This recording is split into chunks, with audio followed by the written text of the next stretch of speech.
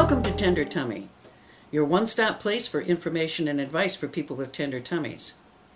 Now today we're going to be focusing on a recipe of real importance for people who have either celiac disease, which means that you can't eat gluten. Gluten is the substance found in wheat and barley and rye, or for people who have a wheat allergy.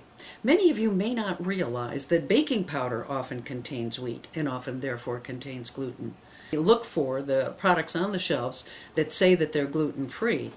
But today we're going to make our own baking powder because quite honestly then we know for sure what's in it. And also there's another ingredient in a lot of baking powder that we see in the United States that you may not want to have in your diet, and that's aluminum.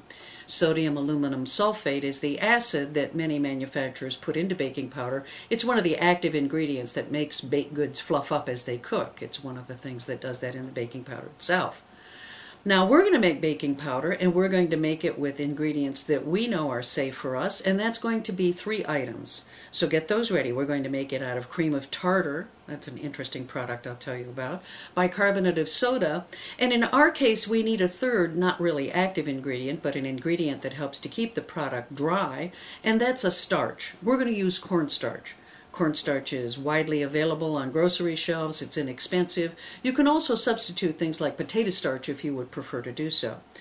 Now let me tell you a little bit about why it is that we need this cream of tartar in our recipe. Many of you probably use it to stiffen egg whites. Sometimes you put it with some water and maybe even in a paste to clean off some of your cookware, makes it look bright and sparkly. Cream of tartar is an interesting product. It's actually made from the residue of grapes when they're fermented into wine. So it's a salt that's extracted from there, and we need that to help activate this bicarbonate of soda. Now bicarbonate of soda is the product that, sometimes you use it in water to be able to soothe a tender tummy. It can also be used in a paste to help you clean off your cookware. Now when you're making baking powder, the thing to remember about the recipe is that you're always going to want twice as much of your cream of tartar as you are your other 2 ingredients. So to make the measuring nice and easy, and to sort of make my own measuring cup along the way, I bought 2 containers of cream of tartar. It's available at the spice shelves at grocery stores. I bought 2 containers of the 1.5 ounce, and now I'm going to put those into a sieve that's here over my bowl. There's number 1. And there's number 2. Now again, because I want twice as much cream of tartar as I do the other 2 ingredients, this sort of serves as a handy measuring cup. I'm going to want 1 of these containers full of my bicarb of soda.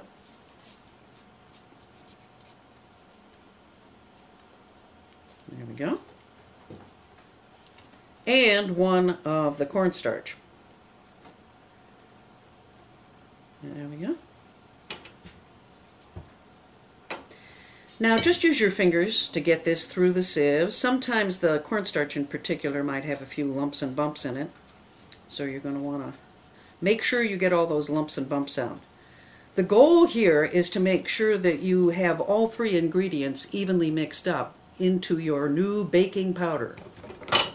It's a nice clean little product here.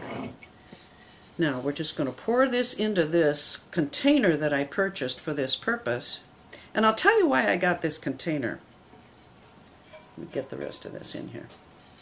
There's all of our baking powder, freshly made. You see, this has a nice rubber ring. The trick on baking powder is that you don't want it to come into contact with any liquid until that's part of the recipe, because it's the liquid that activates the baking powder. So we want that rubber ring on there to keep the moisture out. Even the moisture in the air is enough to either make the baking powder go bad or flatten it, and it just won't work as well. So you want to make sure that you're able to use it in the right proportions in your recipe reliably. So what I'm going to do here too is I'm going to make a little label for this. Now baking powder is good for at least 24 months. It's probably going to be good for more than that reliably, but I don't want to take a risk. I sure don't want to cook an important recipe and then find out later that the baking powder's gone flat and it won't work. So I've made a little label, and I put the month and the year on here. By doing that, not only can I tell on my shelf what the heck is in this nice little jar if I buy a few more that look like it, but I've also got the date on there so that 2 years from now, I'll know to make myself a new batch if I haven't used it all up by then. So now you know how to make your own baking powder, which is a pretty handy trick. In addition, even if you do buy gluten-free, aluminum-free baking powder at the store, there are always times when I go to the shelf when I've run out. Now I know how to make my own. Stop back often to Tender Tummy for more recipes. We're always going to be here with new information and ideas for you.